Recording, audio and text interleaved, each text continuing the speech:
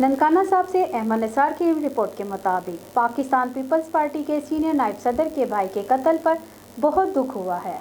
लेकिन इससे बढ़कर दुख इस बात का है कि अब तक मंशियात फरोश और उनके सहूलतकारों को मुकामी पुलिस बेनकाब करने में नाकाम रही है। तफसीलात के मुताबिक साबिक MPA PP 132 ननकाना सैयद इब्रार हुसैन शाह ने मीडिया से बात करते हुए कहा कि 3 माह कबल मंशियात के खिलाफ लड़ने और मंशियात फरोशों को बेनकाब करने की पादाश में मंशियात फरोशों के हाथों बेईमाना कत्ल होने वाले राना वकास के कत्ल की तफ्तीश और तहकीकात अब तक मायूसकुन और गैर तसल्ली बख्श हैं,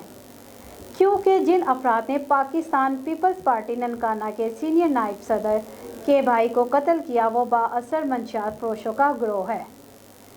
इन बाअसर मंशियात फरोशों के चंद एक ननकाना पुलिस अफसरान से ताल्लुकात हैं और वह ताल्लुकात ही इस तफ्तीश पर असर अंदाज हो रहे हैं, जिसकी वजह से इस कत्ल पर होने वाली तफ्तीश ताहाल नामुकम्मल है।